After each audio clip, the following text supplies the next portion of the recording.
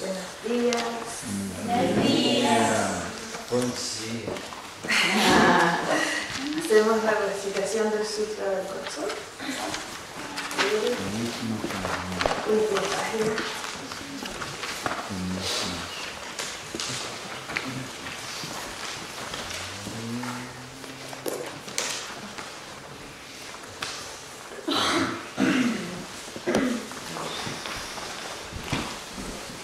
Homenaje a las tres joyas.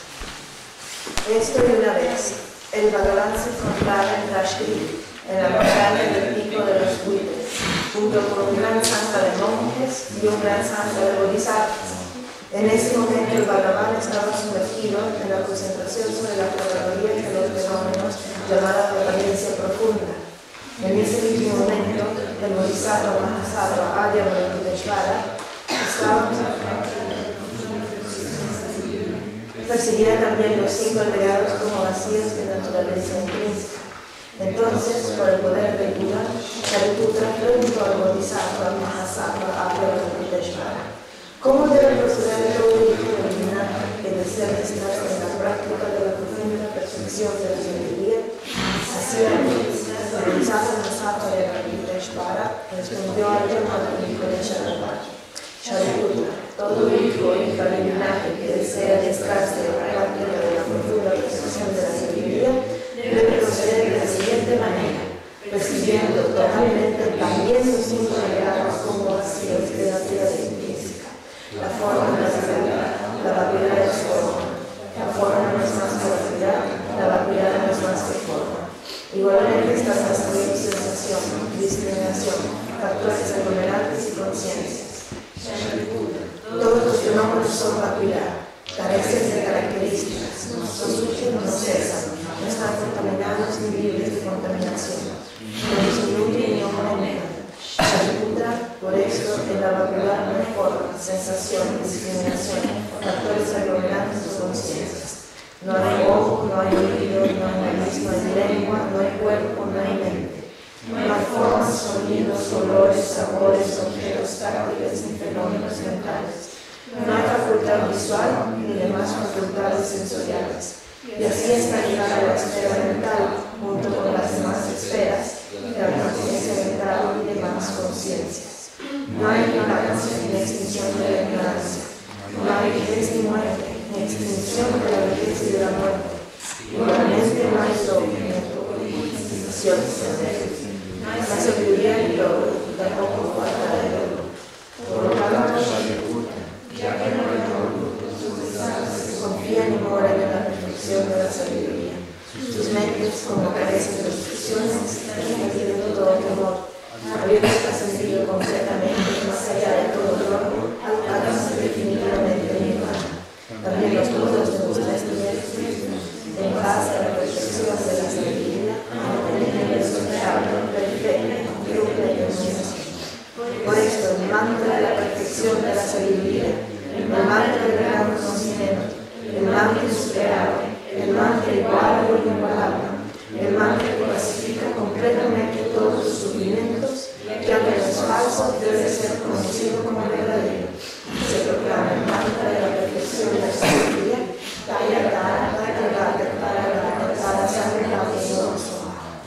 Shariputra, es así como el Bodhisattva Mahasattva debe practicar la profunda perfección de la sabiduría. Entonces, el Bhagavan y lo que el Bodhisattva Mahasattva muy bien, hijo del linaje, así es. Hijo del linaje, así como has mostrado, es como se debe practicar la profunda perfección de la sabiduría. También los Tathagatas se regocijan. Cuando tú así hablado, el llamado hijo de Sharapati, el Bodhisattva Mahasattva Arya Venkateshvara, todos aquellos que los rodeaban, el mundo entero con los dioses, hombres y dioses y gandharvas, llenos de júbilo, exaltaron la palabra del Bhagavan.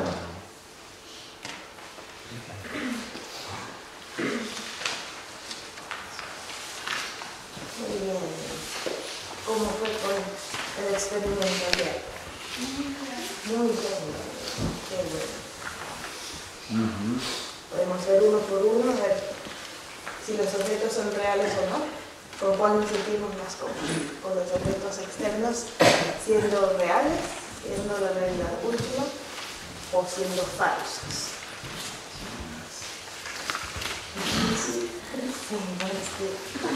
Kunza, quando eu fiz a técnica de sentir os objetos reais,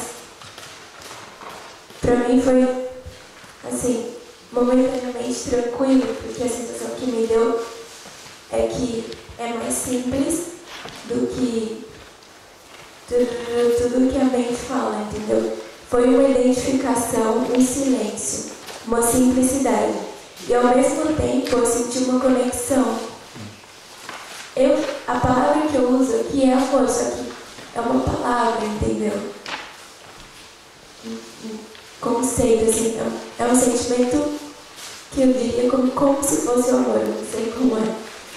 E o não real, para mim, foi um pouco mais desafiante, porque eu acredito que eu vivo nesse não real, entendeu?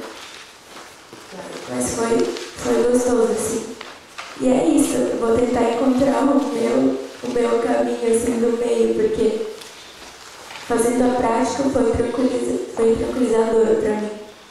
Só que no cotidiano é ao contrário, entendeu? Y es. Sí, porque este punto de vista de los objetos externos como reales y la realidad última tiene sentido también, ¿cierto? Tiene su lógica para la escuela sutrántica. Y es por eso que cuando hacen esas meditaciones hinayana, para ellos es tan importante percibir los sonidos, percibir los fenómenos externos, las sensaciones corporales. E tiene sentido, ¿cierto? Porque la mente automáticamente se calma.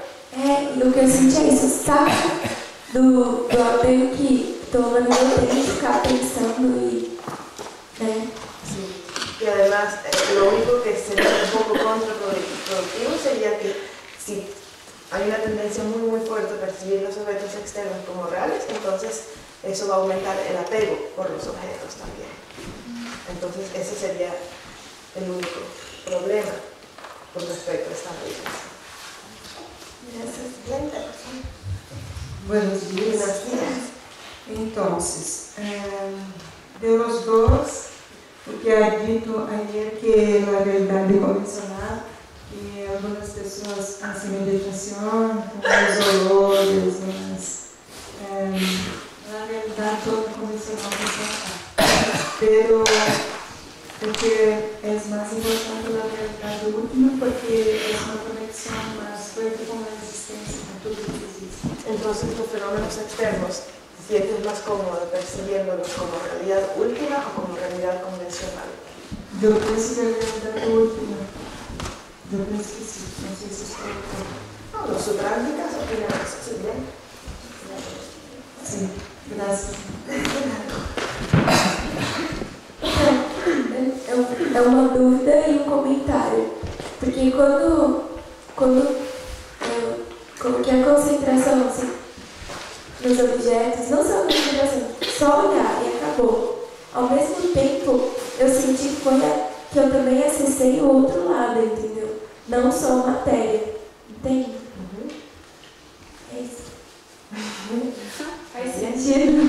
Sim.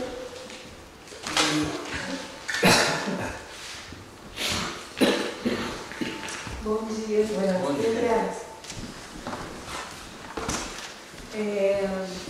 Quando eu observo o objeto como ele vai convencionar, ou seja, eu pongo meu conceito em cima, sempre que daí resulta nos venenos para mim, muitas vezes, quando estou ponendo minha etiqueta em cima das coisas. Para mim, eu elimino mais os venenos.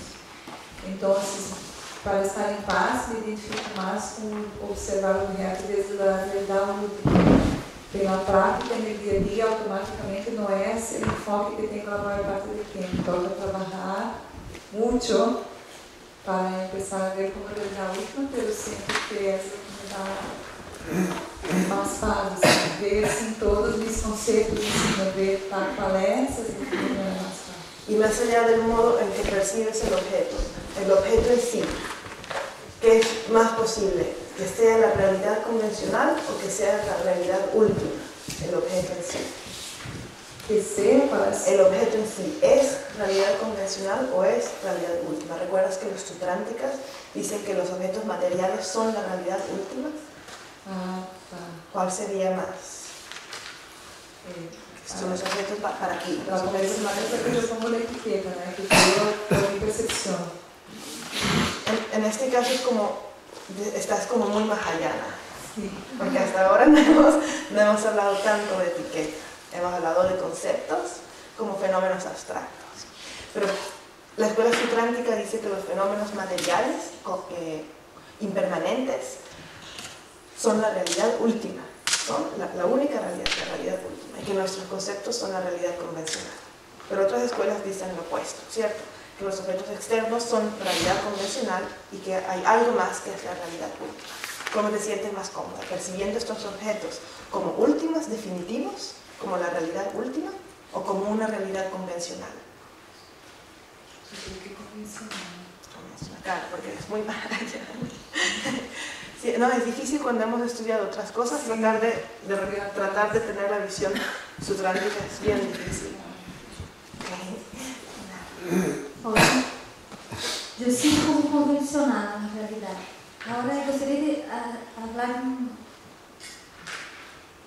de uma racionalização que fiz. Não sei se está certo ou não. Quem que observa o objeto? Em La Mahayana queremos a dissolução do yo. Então, se o yo observa o objeto e não existe o yo, não existe o objeto também. Não sei se está certo essa correlação, mas eu pensei isso. Eso te va a gustar entonces lo que veremos hoy, porque la escuela solamente dice justamente eso, el objeto y el sujeto son inseparables. Y sí, es distinto que el objeto no exista a que no exista de verdad, ¿cierto? Certo, sí. Entonces lo que estamos tratando de ver es si existen de verdad, porque de que existen, existen, ¿no? Tal vez de mentira, tal vez de verdad. Sí, para mí los objetos son la realidad convencional.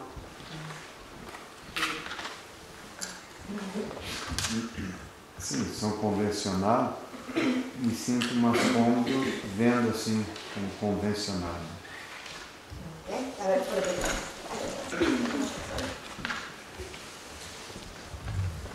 Hice el experimento poniéndome en las dos posiciones. Muy bien. Y hay una parte en que miro los objetos como la realidad última y me resulta fácil y cómodo. Y hay una parte en que miro los objetos como realidad convencional y me resulta fácil y cómodo. Entonces, y ahí hice varios experimentos, como estaba hablando de la Silexi, y yo digo, ok, si son la realidad última, si yo pienso que los objetos son la realidad última, pero claro, si cierro los ojos y no los veo, para mí ya no existen. Es lo que acabas de decir, que sujeto y objeto están...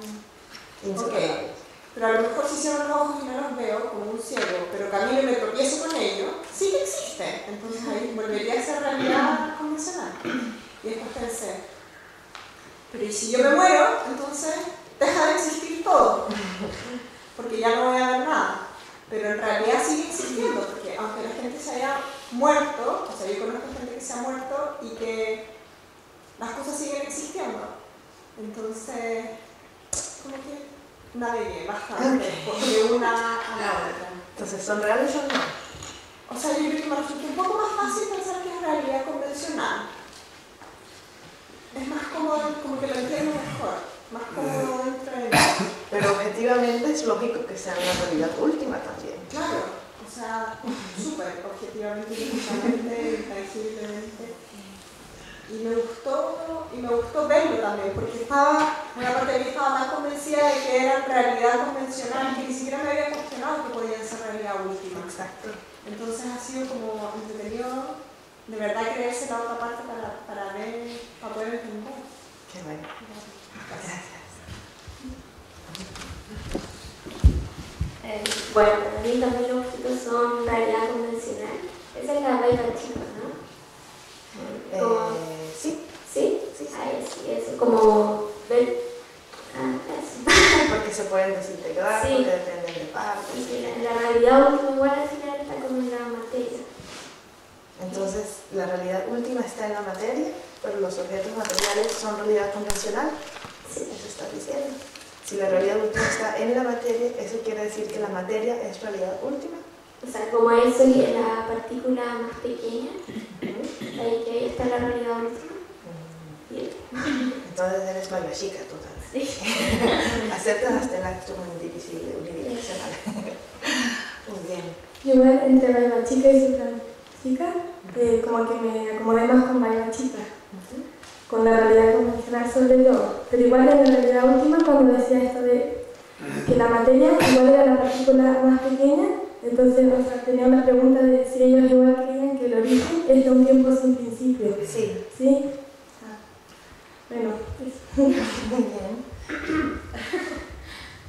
Bueno, fue un poco difícil para mí porque venía de la meditación del sábado pasado, que nada existía en el último. Entonces después ver los objetos como realidad última fue como desafiante.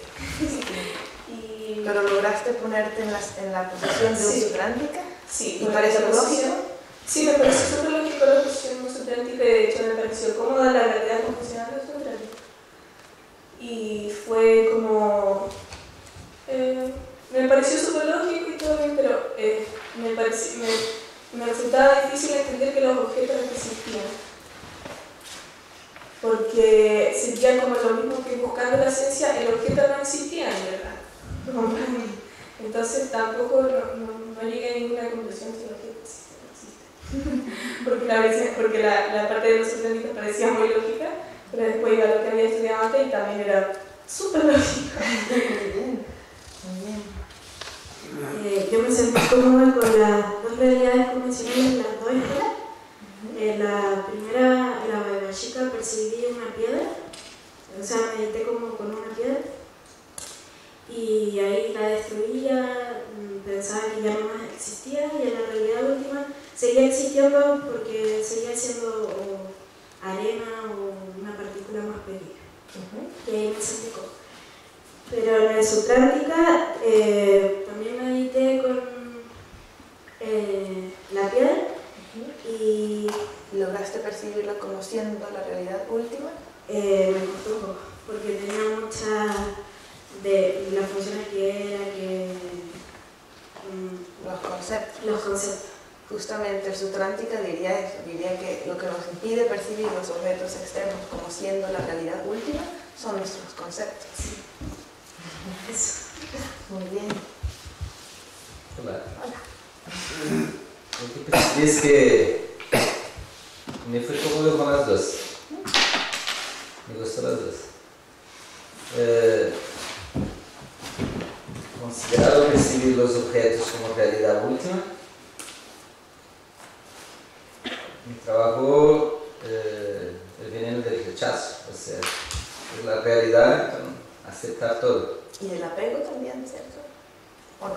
Yo percibí lo contrario cuando fue verla como realidad convencional, que me trabajó el desapego. Sí, es eso. Convencional, no tienes tanto apego porque el objeto no es real. Y última, no tienes tanto rechazo, ¿cierto? Porque es lo que es. Es lo que es. ¿Y cuál te gustó más? ¿Te sentiste más? Los dos puede ser al mismo tiempo, los dos. Bueno, para estas escuelas no. Lo que percibí es que es la realidad última en relación a los pensamientos y los conceptos, pero es una realidad convencional en relación al vacío. Es una realidad última en relación a los conceptos, pero una realidad convencional en relación al vacío, solo que estas escuelas no hablan de vacío, no hablan de vacuidad. Pero claro, como ya hemos estudiado otras cosas, es lo primero que viene de eso. Bueno, muy bien. Bueno, sí, creo que el momento de desglosar principalmente cualquier objeto llega un punto en el que no hay más conceptos que quitar. Y en ese punto creo que todo termina siendo igual, desde el objeto observado hasta uno mismo. Entonces por eso no puedo considerar la realidad convencional como última. Es decir, los objetos externos. Los objetos externos. Realidad última. No lo puedo ver de esa manera.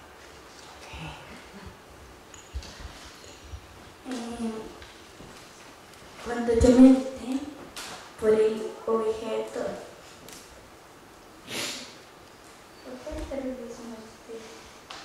si es de verdad o es de mentira el objeto externo. Medité por el objeto inventado, pero cuando percibí que yo estaba en ese punto y yo estaba al lado de Nara y estaba pasando una hormiga y yo, esa hormiga está ahí, pero ¿cómo sabrás de ella? Como le decía yo, estoy enfocada en aquello, pero lo otro, ¿existe o no existe? Estoy inventando que la hormiga existe, pero no existe. Y después me preguntaron qué era un ombligo, y yo, un ombligo, pero no es nada. Y yo empecé a meditar sobre eso, porque no es nada, no existe, es algo que tú inventas. Que existe, es tu mente que crea todo. Entonces, ¿qué te pareció mejor? ¿Decir que existen o que no existen? Que no existen. Que son de mentira.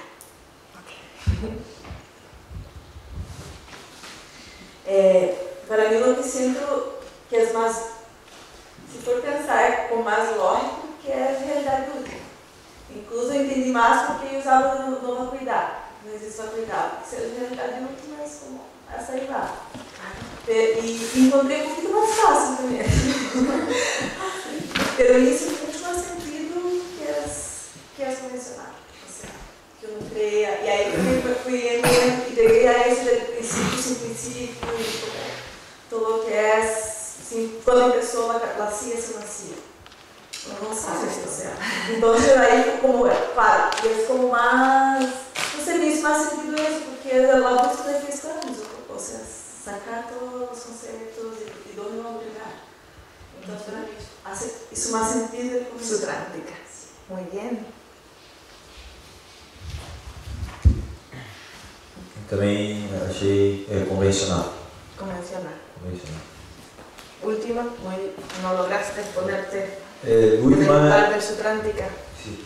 La realidad última yo creo que es podemos usarlo como técnica para desapegar del yo, como una técnica, ¿no? Para desapegar del yo, pero creo que es convencional. Muy bien. ¿Técnico? Para mí no consigo observar los objetos como una realidad última, pero cuando consigo abstraer la mente de los conceptos que se tienen acerca del objeto, consigo ver una gran belleza. Es como si a mente se esvaziasse y entrasse toda la belleza, toda la energia que tem o objeto, a natureza, né?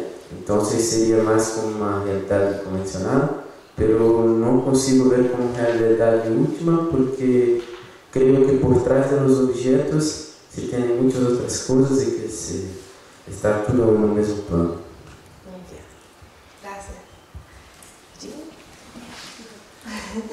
Assim, eu fiquei um pouco confundida pelas escolas, os conceitos, uma escola e outra, o que é convencional, não última.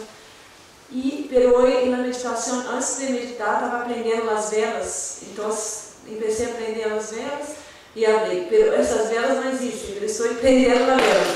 Então, foi um momento assim que eu compreendo que não existe, mas também sem rechaçar o convencional. No momento que eu aprendi a vela, eu vi que também não tem que rechaçar o convencional. Está aqui. Foi mais ou menos assim. Entonces, los fenómenos externos te parecen que existen de verdad o que no existen de verdad. ¿Pueden ser la realidad última los fenómenos externos? Podem ser a realidade última nos fenômenos externos, não existem de verdade. Assim, quando você tem essa consciência enquanto. Mas, por exemplo, em um momento assim, qualquer coisa que esteja passando, no momento que estou enojada, por exemplo, eu não consigo compreender a vacuidade, que isso não existe, entendeu? Eu estou dominada pela ira, por exemplo. Estou falando de uma situação qualquer. Aí eu já não consigo compreender na vacuidade, é nesse instante. Seria ótimo se pudesse compreender que aí automáticamente desapegaba dessa emoción. Sí, entonces es un poco como él, que decía que es una herramienta, que percibir los fenómenos externos como siendo la realidad última también puede ser una herramienta. Sí, puede ser. Una herramienta para desapegar, para la aversión, ¿cierto? Para el rechazo, porque son lo que son.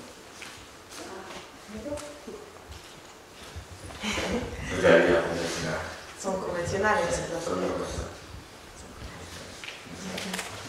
Muy bien. Para mim é muito mais cômodo mirar o mundo através da realidade convencional, porque sempre é automático conceituar a toda. Então, concordo um pouco com o chamado que a realidade última é como uma ferramenta para perceber que eu não existo.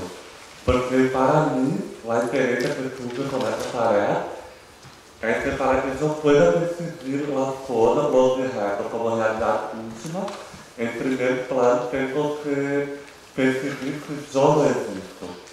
Porque cuando yo creo que yo existo, no puedo mirar las cosas como si no existiesen. Entonces creo que la realidad última sea como un camino para percibir que yo no existo, para sacar de mí la sensación, la emoción, los conceptos sobre mí mismo, para que yo pueda mirar el mundo como si no existiese, como yo pueda comenzar a percibir el mundo como realidad última. Muy bien. Sí, en la escuela sutrántica justamente hay una conexión bien importante entre percibir los fenómenos externos como realidad última, como que son la realidad última, y la ausencia de yo. Es una conexión muy cercana.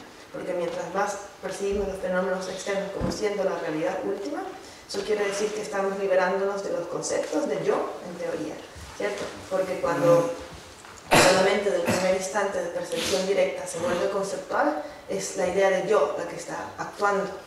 Entonces, justo es como una herramienta. Del momento en que el fenómeno externo aparece como lo único que hay, realidad última, y mis conceptos no entran en acción, entonces también mi idea de yo está desapareciendo, porque no hay concepto de yo. Entonces eso es como algo que hacen los sutráticas. Bueno, creo que fue un muy buen experimento y es muy interesante ponernos a pensar en estas cosas que casi nunca pensamos, ¿cierto? Pensar si los fenómenos existen de verdad o de mentira, si son la realidad última o no. Y también esta idea del recorrido filosófico es justamente esto, tratar de ponernos en la mente de un Vaibhashika, en la mente de un Sutrántica, y como estas escuelas son una evolución, ¿cierto? Se refutan la escuela anterior, entonces nosotros estamos aceptando conceptos que tal vez la escuela siguiente va a refutar, entonces cada vez que creemos en algo distinto de lo que creíamos antes, es como si nuestra mente se abriera más y más y más. Entonces, ahora por ejemplo, tras este ejercicio, muchas personas ya no les parece tan rara esa idea de que los fenómenos externos son la realidad última, ¿cierto? Que al principio, con toda la información que tenemos desde antes, era como, no, esto es imposible, pero es suficiente meditar un poquito y tratar de seguir el razonamiento, que ya parece lógico, ¿cierto? Claro, lo que vamos a ver hoy es totalmente, no totalmente distinto, hay algo en común. Solo que la escuela de Solamente dice que todos estos fenómenos externos son de la sustancia de la conciencia, están hechos de mente, que es un concepto que hasta ahora no había en ninguna escuela. Entonces, hoy comenzamos las escuelas Mahayana, pueden ver en la página 12, tenemos al principio unos conceptos, ¿cierto? Esta página de los proponentes del gran vehículo, la página 12, y es lo que diferencia el vehículo Mahayana del vehículo Hinayana. Como hemos venido hablando todos estos días, es principalmente la acumulación de mérito. La acumulación de mérito está asociada a la bodhicitta, ¿cierto? Tenemos bodhicitta y vacuidad. Entonces, bodhicitta corresponde a la realidad convencional, para todas las escuelas mahayanas, la parte de la acumulación de mérito, cosas tangibles, todo lo tangible es realidad convencional. Mientras que la acumulación de sabiduría tiene que ver con la realidad última. Entonces, según las escuelas Mahayana, hay dos alas, se llaman las dos alas del vehículo Mahayana porque es como un pájaro, si no tiene una ala no puede volar. Entonces, para ellos, para poder alcanzar la iluminación, necesitamos las dos alas del método y de la sabiduría. Entonces, el método, representado por el Vajra, Vajra es la bodhicitta, y la campana representa la vacuidad, también porque la campana está vacía por dentro, ¿cierto? Está vacía, pero aunque está vacía, produce un sonido. Entonces, vamos a ver más adelante el significado de que la vacuidad no es una mera no existencia, sino es una no existencia verdadera y necesita una base para poder existir. Pues esta base será la realidad convencional.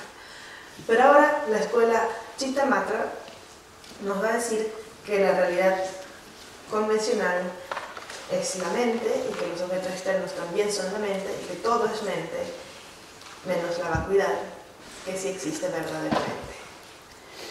Entonces, por el lado de la acumulación de mérito, gracias a la compasión, a la bodhicitta, y en relación a la realidad convencional, tenemos como resultado los cuerpos de forma del Buda, Rupakaya, que se dividen en cuerpo de emanación y cuerpo de gozo, Nirmanakaya y Sambhogakaya.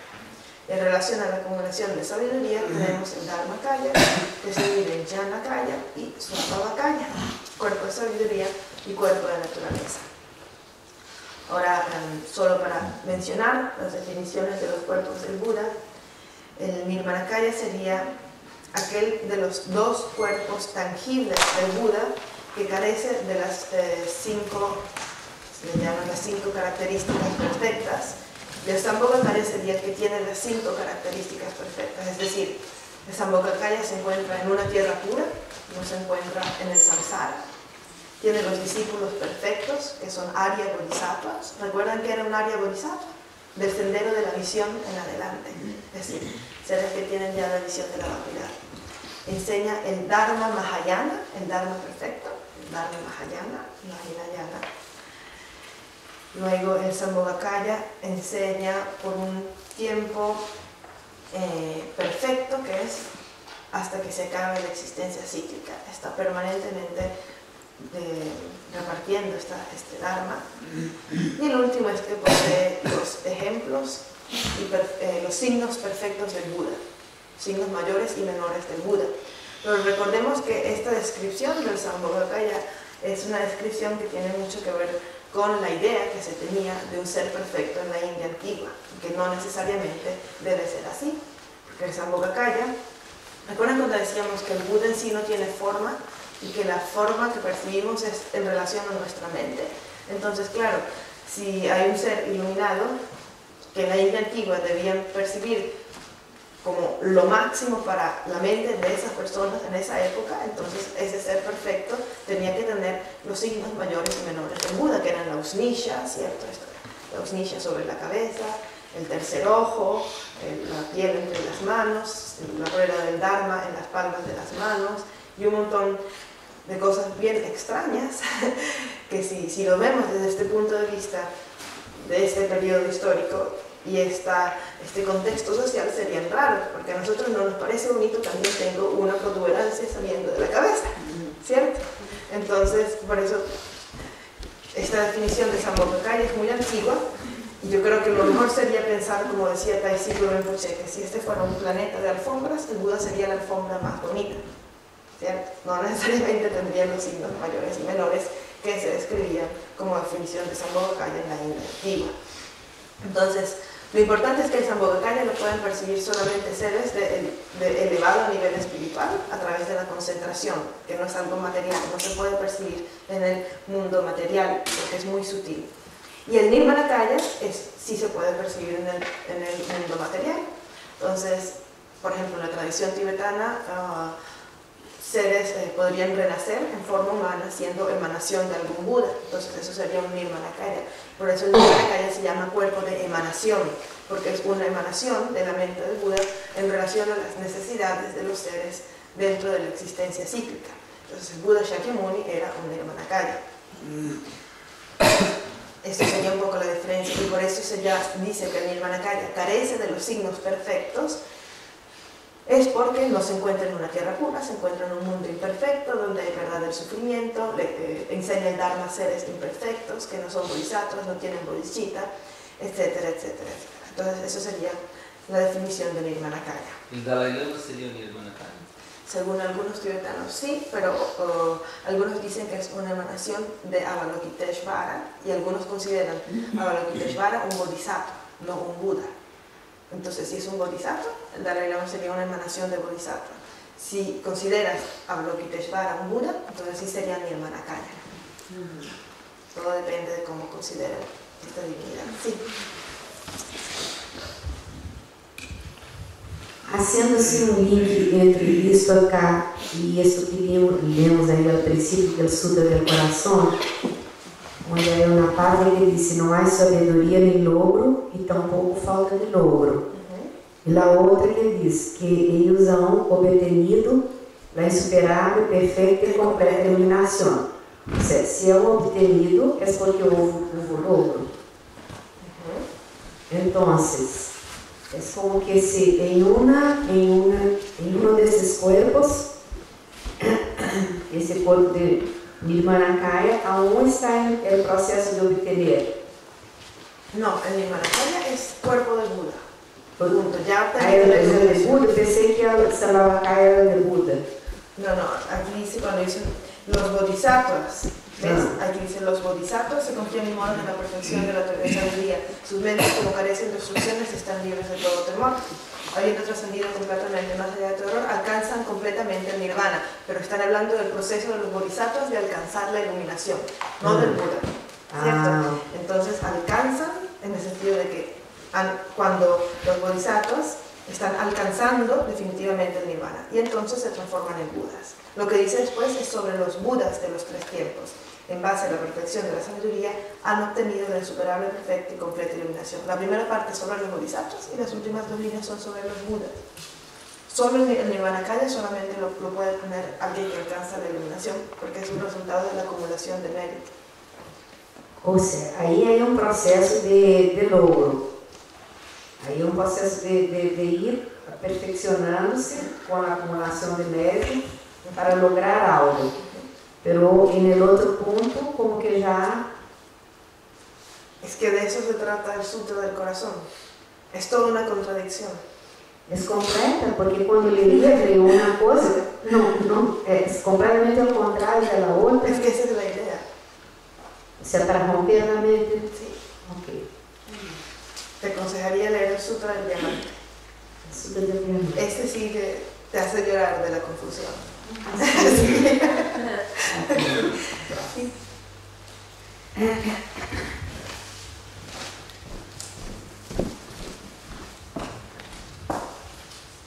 Tú dijiste que de las 5 características perfectas, la cuarta es por el tiempo perfecto. Que es hasta que se termine el samsara, por siempre. Hasta el fin del samsara. O sea, ahí se cree que la existencia tiene un fin, entonces.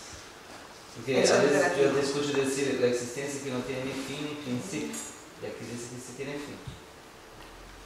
En teoría, eso es bien polémico, porque dicen que los bodhisattvas se quedan hasta que se acabe el samsara, pero el samsara técnicamente no se puede acabar. Entonces, quiere decir que enseñan para siempre, por siempre, los Budas. También cuando hablamos del fin del samsara, hay quienes dicen, ok, ¿cómo puede acabarse el samsara si los seres son infinitos? ¿Verdad? Si el samsara existe, el samsara es el nacer una y otra vez con cuerpo y mente contaminados sin libertad. Entonces, mientras exista contaminación, en la mente de algún ser existe el samsara. Entonces, lo que dicen es cómo se puede acabar el samsara si hay seres infinitos. Y si hay seres infinitos, entonces no puede terminarse nunca la existencia cíclica. Entonces, lo que quiere decir que se acaba el samsara es que se acaba tu samsara particular. ¿Entiendes? Porque cada uno de nosotros tenemos un samsara. Entonces los samsaras particulares sí se acaban cuando uno alcanza la iluminación. Y en el momento en que tu samsara se termina, todos los seres que percibes, que están en tu rango de percepción, también dejan de existir como samsara para tu percepción, porque ya tu percepción es pura. Entonces eso es lo que significa en realidad que se termina. Pero el Sambhogakaya va a existir siempre. Siempre. Sí. Mientras que el Nirmanakaya, por ser hecho de materia burda, se desaparece, se descompone, como el Buda Shakyamuni. Y luego tenemos los dos cuerpos Dharmakaya, o cuerpo de verdad, que son el Jnanakaya y el Swabhavakaya. Jnanakaya es la mente omnisciente del Buda. El Dharmakaya es nuestra naturaleza búdica cuando ya no tenemos ignorancia. Simplemente. El Dharmakaya es idéntico a nuestra naturaleza búdica, pero cuando ya está libre de ignorancia y de defectos y de aflicciones, y además, gracias a toda esta acumulación de sabiduría, se dice que es omnisciente, que tiene la capacidad de percibir todas las mentes de todos los seres simultáneamente. Y por eso, recuerdan, decíamos que percibe el pasado, el presente y el futuro, pero el futuro lo percibe como proyección de las mentes de los seres, y el pasado lo percibe porque posee la clarividencia de ver las huellas kármicas que tienen todos los seres, y por supuesto, debido a esa huella kármica puede saber de dónde viene, puede saber las vidas pasadas.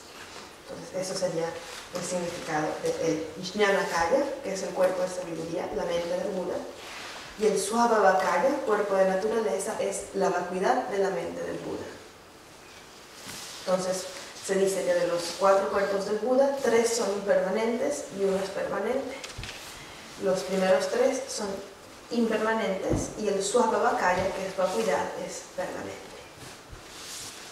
inmutable. Y nosotros también tenemos nuestra naturaleza búdica, la vacuidad de nuestra mente también se llama, gracias, la vacuidad de nuestra mente se transforma en la vacuidad de la mente del Buda, y nuestra naturaleza búdica se transforma en Dharmakaya. Entonces tenemos nuestra naturaleza búdica, la mente de clara luz, que se transforma en el cuerpo de sabiduría dentro del Dharmakaya, el Jnanakaya, y la vacuidad de nuestra mente se transforma en el Swabhavakaya, en la vacuidad de la mente del Buda. Bien, entonces esta es la tabla que explica la diferencia total entre Mahayana y Hinayana. Es lo más importante esta tabla, eso es bueno tenerla. Y recordar que para el Hinayana no existe todo el lado izquierdo, no existe la parte de la acumulación de mérito y bodhicitta, no es necesario, pues. Dicen que es posible, pero es innecesario, ni siquiera lo buscan. Y recordar que en lugar de vacuidad, ellos solamente hablan de ausencia de yo, de la persona. Bueno, entonces ahora comenzamos a ver los proponentes de solo mente. La escuela que cree que todos los fenómenos son producto de nuestra mente, pero literalmente producto de nuestra mente. Es decir, están hechos de mente. Incluso las sensaciones físicas, si dices, no, ¿cómo puede estar hecho de mente si yo toco la mesa y la mesa es dura? Entonces Chittamatra te diría, bueno, porque tu mente está produciendo la sensación de duro. No porque el objeto es duro, sino porque tu mente está creando una idea de dureza, y eso es lo que estás percibiendo, pero no hay ningún objeto más allá de tu mente. Es muy interesante y es una escuela bien profunda, que también se llaman los yogacharas o los yogis, porque se dice que si uno se entrena en la visión de esta escuela, llega un momento en que verdaderamente la distancia entre el objeto y el sujeto desaparece y se adquieren poderes de manipular la materia externa, porque te acostumbras tanto a la idea que es tu mente, que está hecho de tu mente, que entonces la mente crea un control total sobre la materia. Entonces tienen poderes yógicos, por eso se llaman yogachara. Pero ahí también se genera el apego. Bueno, el apego pero se genera siempre, ¿no? Mientras tengamos ignorancia, siempre va a haber apego. Entonces dice Chittamatri o Yogachara es un proponente de solo mente. Chitta quiere decir mente. Chittamatra, solo mente. yogacharas, los yogis, o la conducta del yogi, chara es conducta. Proponente budista que, negando la existencia de los fenómenos externos, afirma que los fenómenos dependientes, es decir, los fenómenos compuestos, existen verdaderamente. Entonces, ¿cómo puede ser que los fenómenos compuestos existan verdaderamente si estoy negando la existencia de los fenómenos externos? Esto es muy confuso, ¿cierto? Niegan la existencia de los fenómenos externos, pero afirman que los fenómenos compuestos existen verdaderamente. Pues es muy fácil, existen verdaderamente porque la mente existe verdaderamente y están todos hechos de mente. Muy loco, ¿no? Todos los fenómenos externos no existen, pero los fenómenos compuestos, que ellos no los llaman fenómenos externos, los llaman fenómenos compuestos, son internos. Es decir, para esta escuela todos los fenómenos son fenómenos internos. Todos los fenómenos están hechos de la materia de la mente, de la sustancia de la conciencia. No existen fenómenos externos, es una ilusión. Entonces vamos a ver de nuevo esta definición, porque cada parte se diferencia de las otras escuelas. Entonces, proponente budista que, negando la existencia de fenómenos externos, a ver, ¿qué escuela refuta? Todas las que pueden creer en los fenómenos externos. Entonces, cuando dice negando la existencia de los fenómenos externos, refuta Naivashika, ¿cierto? Y refuta Sutrántica. Afirma que los fenómenos compuestos existen verdaderamente. Con esto se diferencia de Madhyamika, porque la escuela madhyamika no cree que los fenómenos compuestos sean verdaderos. Entonces, esta definición, podemos ver la primera parte, diferencia a la escuela Chittamatra de las escuelas Hinayana, y la segunda parte diferencia la escuela Chittamatra de las escuelas madhyamika. Entonces, de aquí entramos en otra dimensión totalmente distinta. Entramos en un mundo en el que todos los fenómenos son internos, ¿cierto? Y es irrelevante que sean compuestos o que no sean compuestos, todo es mente. Tanto los conceptos como los fenómenos que percibo son solamente producto de mi mente. Y no son solamente producto de mi mente en el sentido de que he creado el karma para percibir este fenómeno, sino que están hechos de la materia de mi mente. Y para esta escuela, la vacuidad, aquí comenzamos a hablar de vacuidad por primera vez, es lograr percibir que el objeto y el sujeto están vacíos de ser de sustancias distintas. Esa es la vacuidad, vacíos de tener sustancias distintas. Es decir, son de la misma sustancia. Y aquí todo parece como un sueño, ¿cierto? Porque eso es lo que ocurre en un sueño. Por eso se dice también que la escuela Chittamatra es la escuela más parecida a percibir el mundo como un sueño. Porque ¿qué ocurre en el sueño? Todas las cosas que percibimos en el sueño son nuestra misma mente, porque no estamos en un mundo externo, estamos en nuestro mundo interno. Entonces todos esos fenómenos están literalmente hechos de conciencia, literalmente. Entonces para ellos el mundo en el estado de vigilia es idéntico al estado de un sueño, porque todos los fenómenos que percibimos son internos. Sí. Quando se dice que los objetos externos, los fenómenos externos son hechos de mente, es de la mente individual de seres humanos, o sea, donde no hay seres humanos no habría nada, claro, o es de la mente universal, no importa que no hay seres humanos, va a haber algo porque es la mente del universo. No, de la mente individual de cada quien. Cada humano produce, según ellos, cada humano, ahorita vamos a ver el proceso de cómo surgen las apariencias según Chittamatra.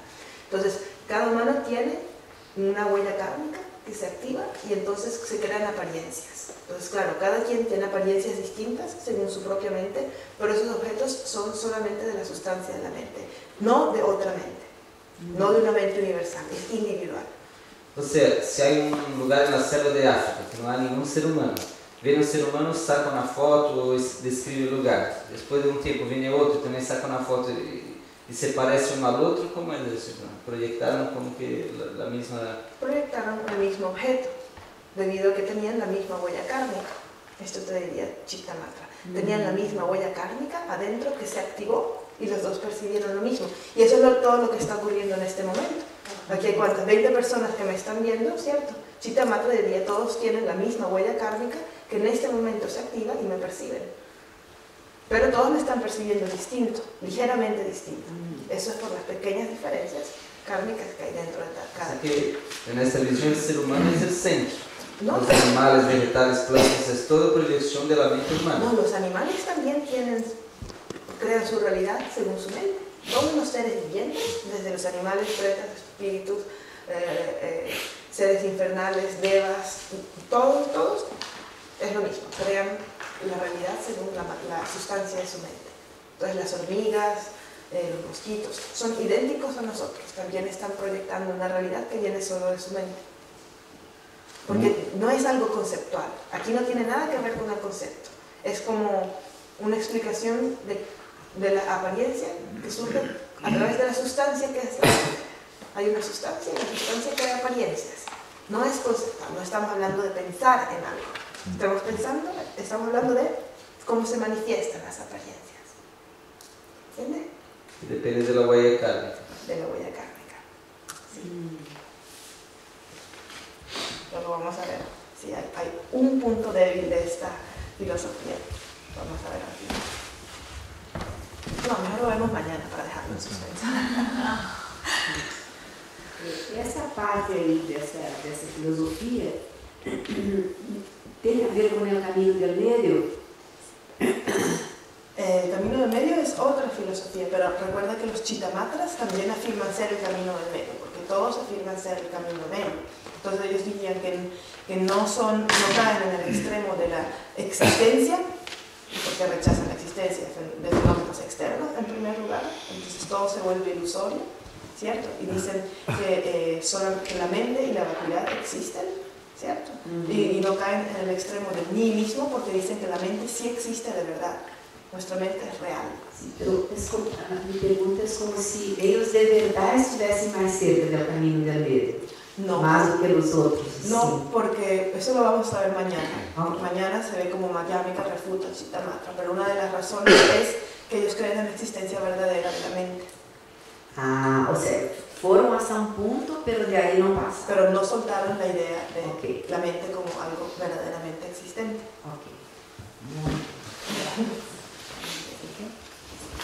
Sí, por acá, pregunta.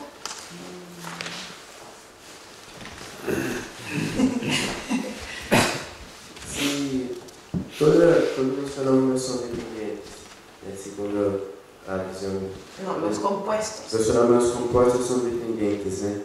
Así es la mente.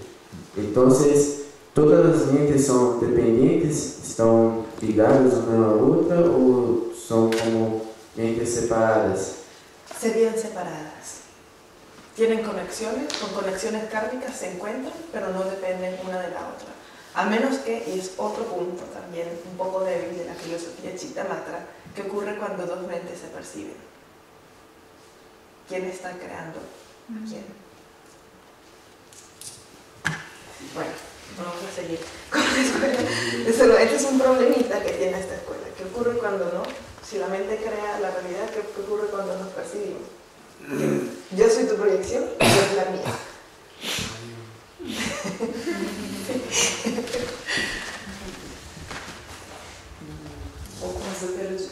Yo tengo una creencia que nadie percibe a nadie, que todo lo que percibimos es proyección.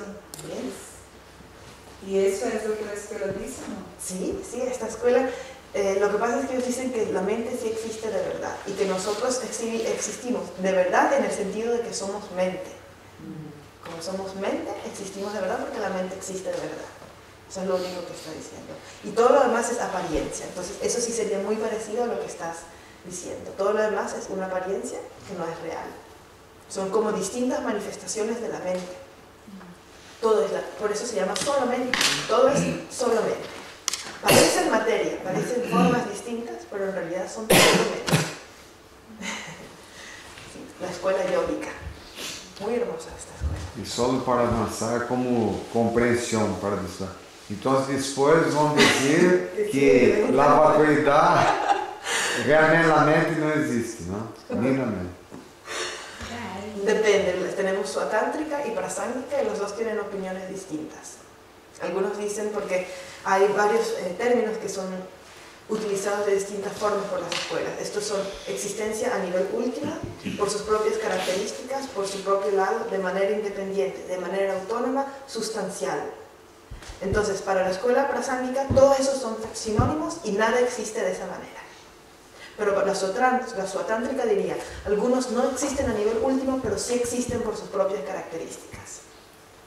Entonces hay distintas opiniones. Y la mente, por supuesto, se aplica, al concepto de mente se aplican todas estas ideas. Para la prasámica, nada existe a nivel último, porque ni siquiera la vacuidad existe a nivel último. Pero para la suatántrica, que creen en la autonomía de la identidad, entonces ellos sí dirían que la mente no existe de manera verdadera, pero que existe por sus propias características. Luego eso lo vamos a ver mañana. Sí.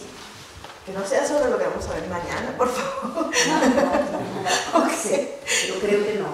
Essas escolas todas foram se manifestando crescendo no decorrer do tempo. Se foram se sutilizando de los conceptos con el pasar del tiempo.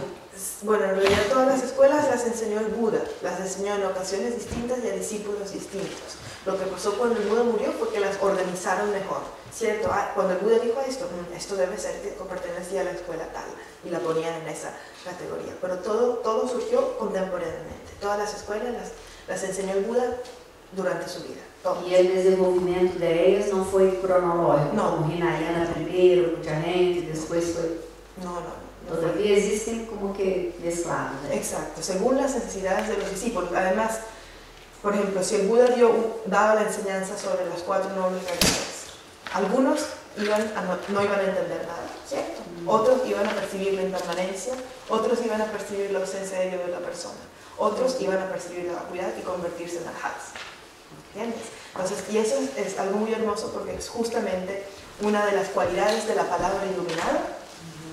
La palabra iluminada tiene la característica de que cada persona escucha y recibe lo que necesita recibir según sus capacidades y según sus necesidades espirituales. Entonces eso es algo muy, muy hermoso que podemos también ver con nuestros maestros, ¿cierto? A veces el maestro dice la misma frase y cada quien recibe exactamente lo que necesitaba recibir de esa enseñanza. Entonces el resultado de eso son las escuelas que estamos estudiando. Puede que el Buda haya dado una sola enseñanza, pero fue interpretada por 100 mentes distintas. Y luego, cuando él murió, dijeron, no, esto era Chittamatra, esto era Vaibhashika, esto es Camino Medio. Incluso sobre los mismos sutras hay distintas interpretaciones. Como el Sutra de las 4 nobles verdades, para los Hinayana nos habla de la ausencia de yo, pero para los Mahayana dicen, no, todo esto es vacuidad. ¿Cierto? O como el sutra del corazón, que leemos, que pertenece a el segundo giro de la rueda del Dharma, porque muestra de manera explícita la realidad última. Para los Chittamatras, este sutra sería de significado interpretable, porque dice no hay mente, ¿verdad? No hay cuerpo, no hay mente. No hay ojo, no hay oído, no hay mente. Entonces esto es inaceptable para el Chittamatra. Por lo tanto, el Chittamatra diría este sutra es de significado interpretable. Mientras que el Madhyamika diría, no, este sutra es definitivo. Bueno, estamos hablando del mismo sutra. Y el sutra del diamante diría, no, todavía no es definitivo. Hay... El del diamante para el Chittamatra sería interpretable y para Madhyamika sería definitivo. Son 100 versos. Sí. Los Chittamatras creen en la vacuidad o solo... Sí, creen en la vacuidad. Outra pergunta, para essa escola, os espíritos foram criados desde um princípio ou siguen sendo criados más espíritus continuamente? Claro, constantemente. Nosotros mismos nos morimos, puede que nos convertamos en un espíritu. No importa para... Yo digo por la huella kármica, porque tú dijiste es una proyección de la huella kármica. Yo pensé, un espíritu que acaba de ser creado y no tiene huella kármica, ¿cómo va entonces? ¿Qué va a haber? Sí, no, pero no puede ser creado porque posee mente y la mente no tiene principio. Entonces todos los seres, desde los insectos hasta los devas, incluyendo espíritus humanos, semidevas, todos, absolutamente todos, tienen mente y su apariencia de humano o su apariencia de deva o su apariencia de espíritu es irrelevante porque es la misma mente que existe desde el tiempo. La mente individual. La mente individual. Pero no siguen siendo creadas mentes individuales. No. La mente no se puede crear. Las mentes desde el principio simplemente. La mente no se puede crear.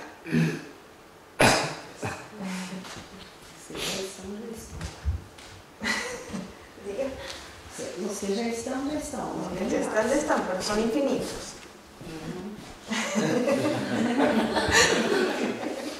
Big Bang.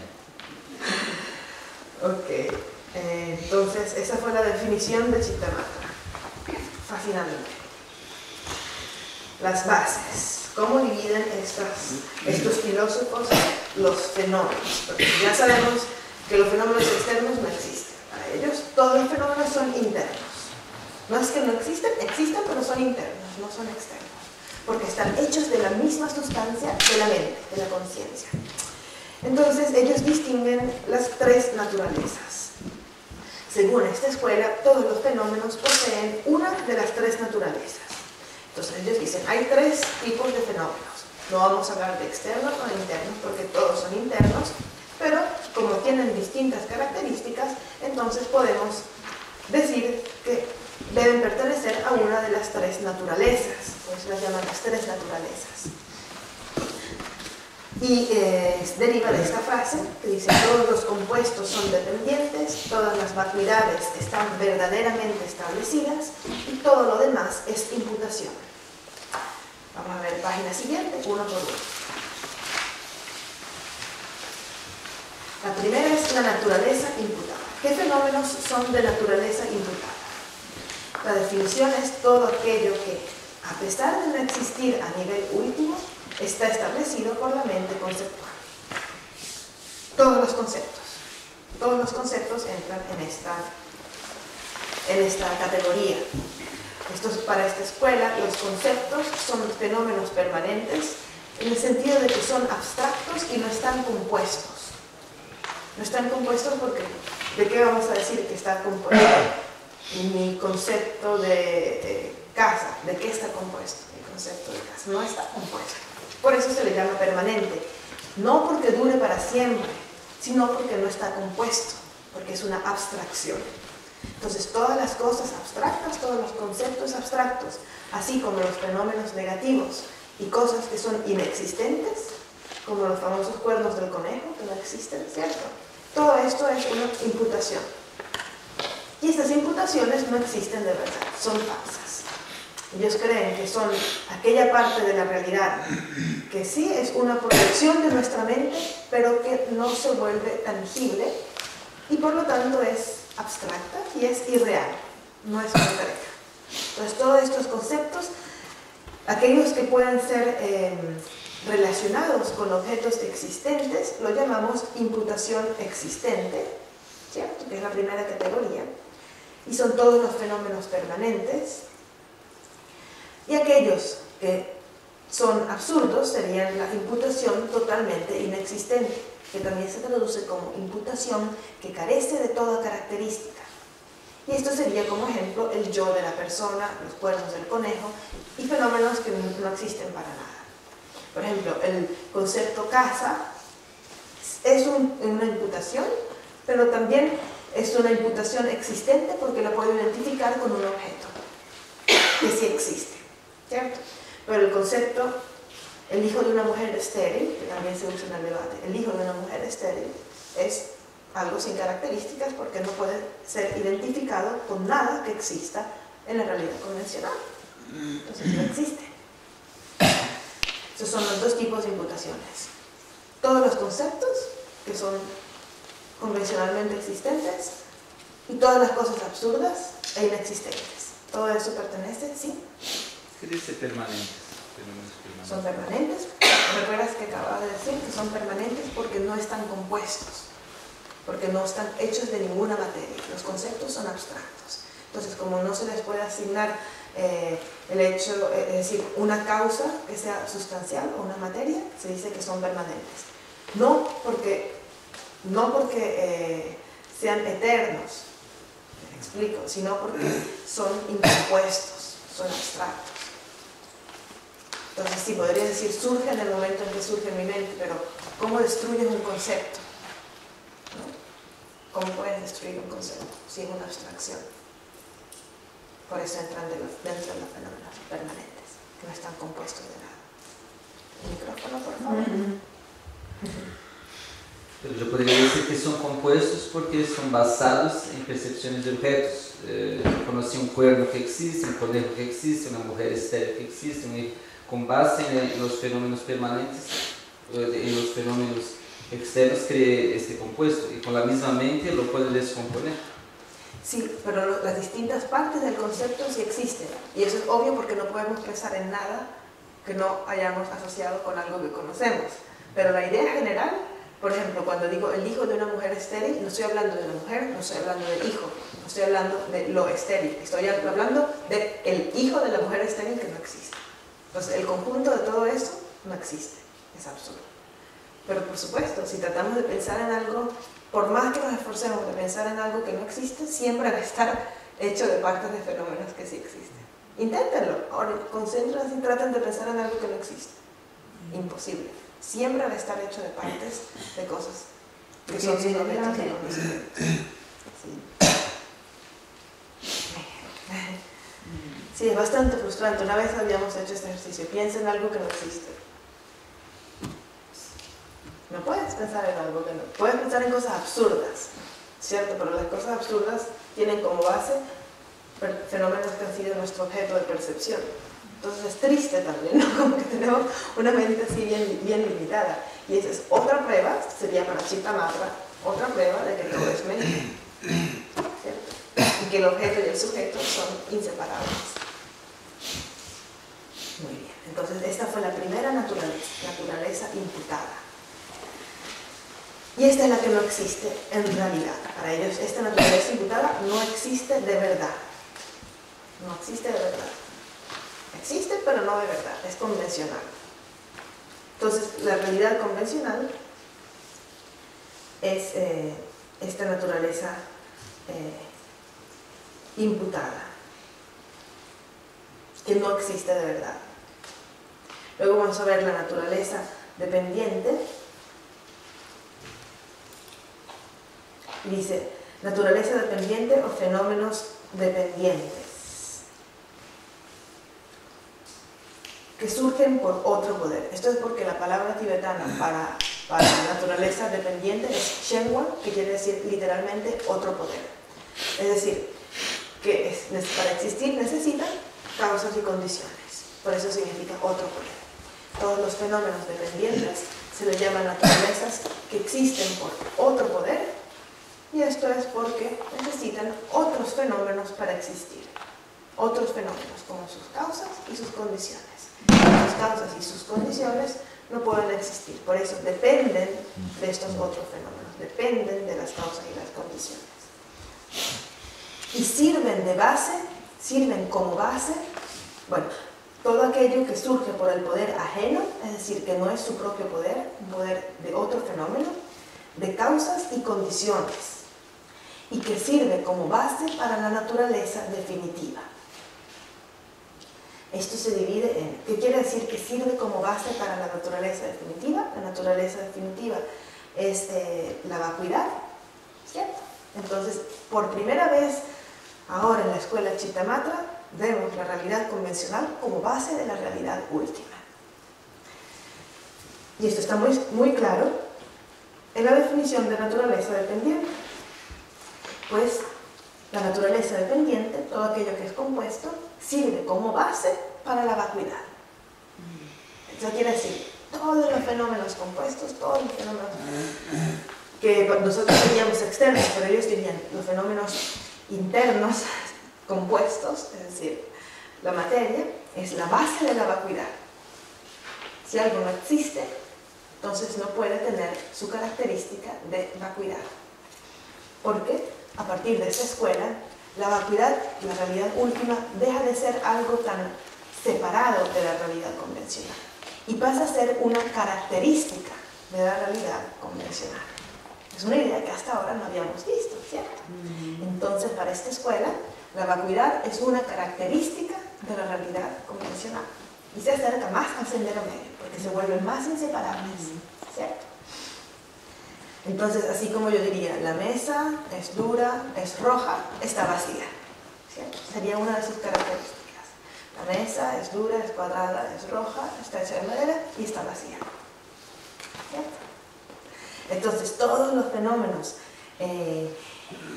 dependientes dependen, ¿no? Surgen por el poder ajeno, por otro poder, el poder de causas y condiciones, y sirven como base para la naturaleza definitiva, que es la vacuidad. Y se divide en: el primero son los fenómenos dependientes puros, incluye todos los fenómenos compuestos no contaminados por la verdad del sufrimiento, como por ejemplo la mente de un Buda. ¿Recuerdan dentro de las 4 nobles verdades la segunda, que era origen? ¿Cierto? ¿Qué teníamos dentro de origen? ¿Cuáles eran las divisiones de la noble verdad del origen que vimos el primer día en la presentación? Muy bien, karma y aflicciones. Entonces, todo lo que está libre de karma y aflicciones es un fenómeno dependiente puro. Pero recuerden que para esta escuela, la mente y los objetos no están separados. Entonces, si no hay una mente pura, no hay fenómenos puros. Y solamente los fenómenos puros existen en relación a una mente pura. ¿Cierto? Porque dijimos que los fenómenos son la mente misma. Todos los fenómenos para esta escuela son la misma sustancia de la mente. Entonces, aquellos fenómenos dependientes puros serían aquellos fenómenos que son productos de una mente pura. Es decir, una mente que está libre de la verdad del sufrimiento, del origen del sufrimiento, es decir, que no tiene ni karma ni aflicciones. ¿Cierto? Y esa es la mente de un Buda, o mente de bodhisattvas de alto nivel. La mente de un arhat también. Todo lo que es percibido, creado, ¿cierto?, por una mente pura, y es un fenómeno impermanente, compuesto, pertenece a esta primera categoría. Fenómenos dependientes puros. Y el segundo son los fenómenos dependientes impuros. Todos los fenómenos compuestos, contaminados por la verdad del sufrimiento, como por ejemplo los 5 agregados de un ser ordinario. Los 5 agregados, es decir, nuestro cuerpo y nuestra mente. ¿Cierto? Cuerpo, que es materia, sensación, percepción, factores aglomerantes y conciencias, que se resumen en cuerpo y mente, en pocas palabras, cuerpo y mente. Esos son los 5 que se nombran en el Sutra del Corazón, cuando leímos, ¿cierto? No hay cuerpo, no hay forma, no hay discriminación, no hay sensación, no hay factores aglomerantes ni conciencias. Esos son los 5 agregados. Se llaman agregados porque se agregan, se juntan para formar una persona. Son 5. 5. Forma, sí, es la materia, la parte de la materia. Y aquí está en el Sutra del Corazón, en el tercer párrafo. Sensación, discriminación, factores aglomerantes y conciencias. Aunque técnicamente sensación y discriminación forman parte de la conciencia, pero aquí, por una razón particular, se nombran separadamente de la conciencia, porque aquí conciencia se refiere en particular a la conciencia mental, que va de una vida a otra, y porque sensación y discriminación juegan un papel separado en los 2 anillos del surgir dependiente, pero eso no lo vamos a ver porque sería larguísimo. Los 2 anillos del surgir dependiente tienen sensación, discriminación, porque juegan un papel particular en la relación de la mente con el objeto externo.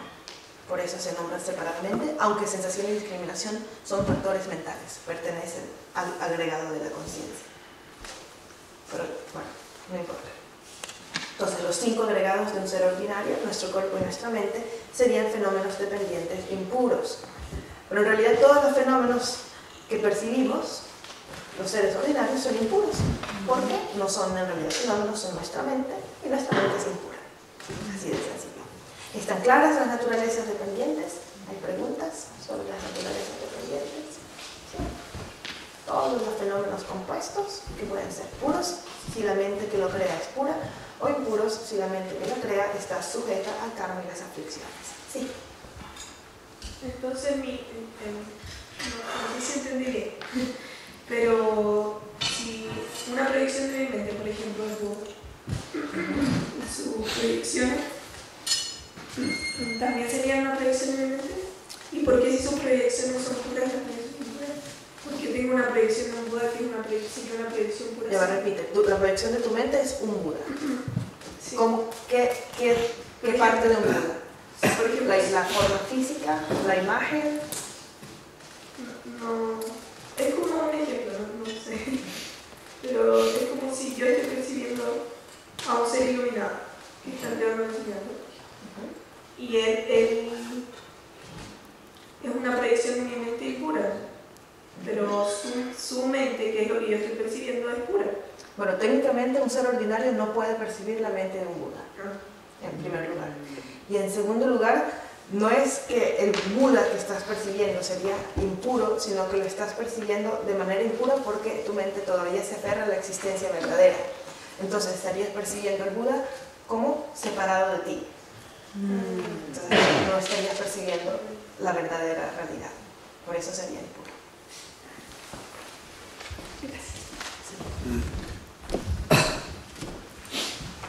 Pero aí, complementando na questão de ella, se uno percebe separado de mim, com a mente minha é impura e la de ele é pura, todavia existe,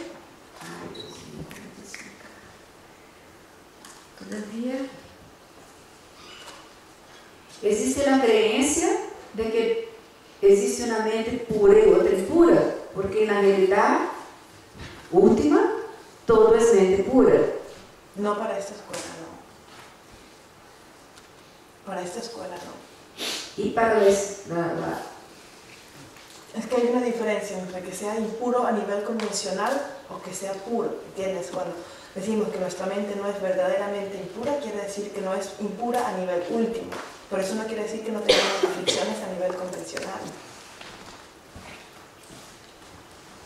No es que con la vacuidad todo desaparece, no, sigue existiendo, pero no de verdad. Pero sí existe. Sigue siendo, pero no de verdad. Pero sí existe, porque creamos karma. ¿Qué? Sí, seguimos creando karma, tenemos aflicciones. Si no, ya todos seríamos budas.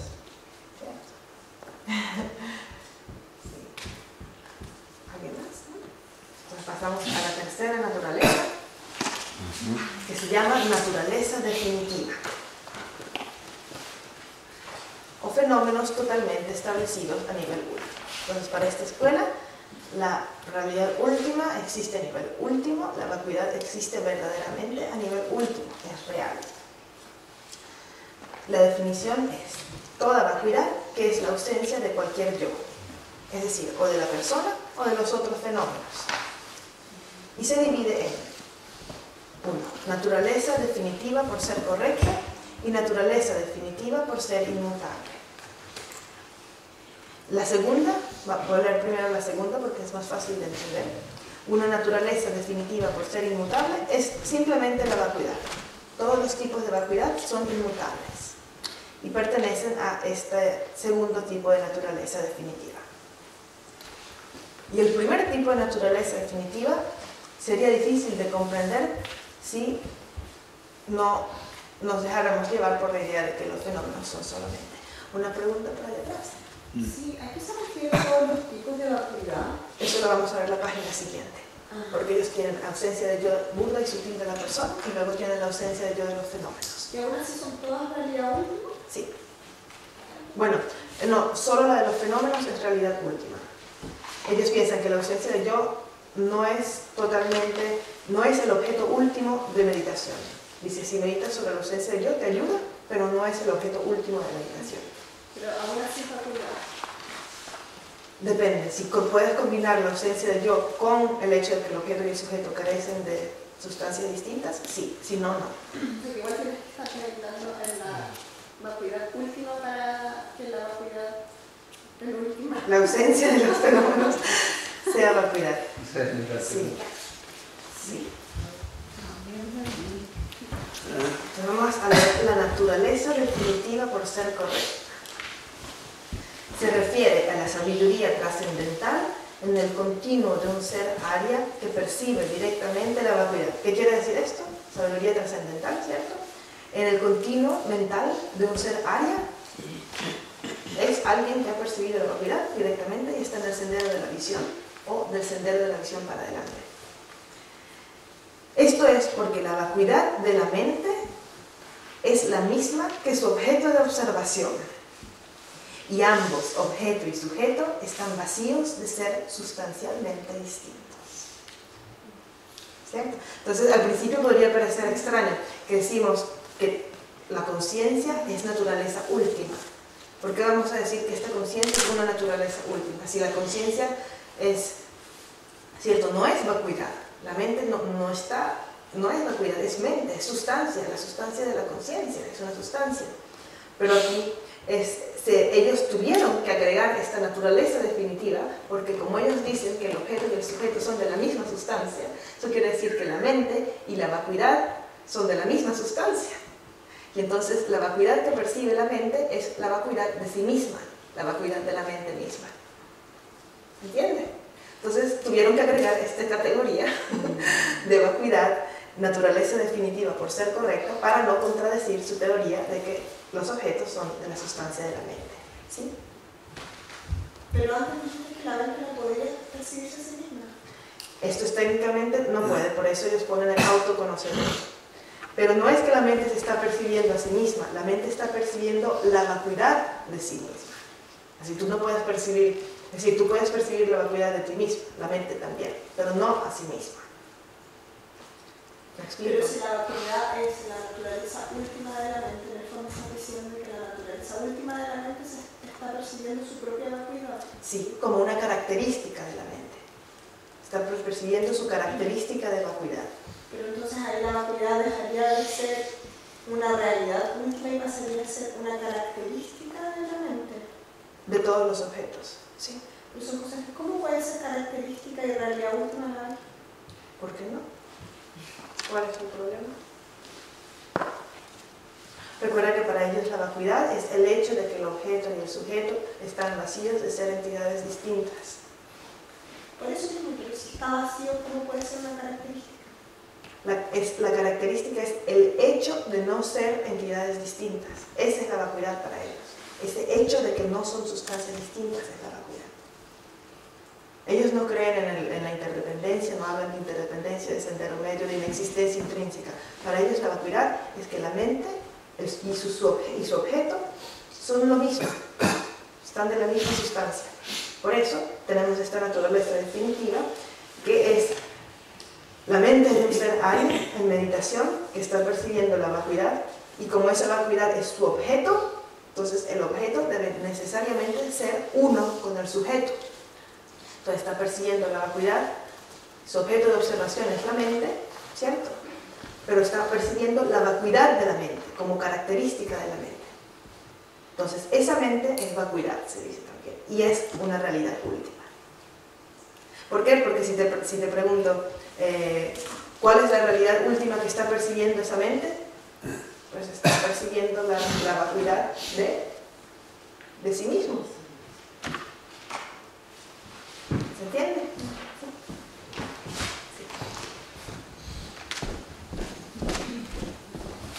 Entonces se acerca más a la naturaleza de la mente. Tú dijiste, la mente percibe la vacuidad de sí misma. ¿Esta mente que percibe es la sustancia de la conciencia?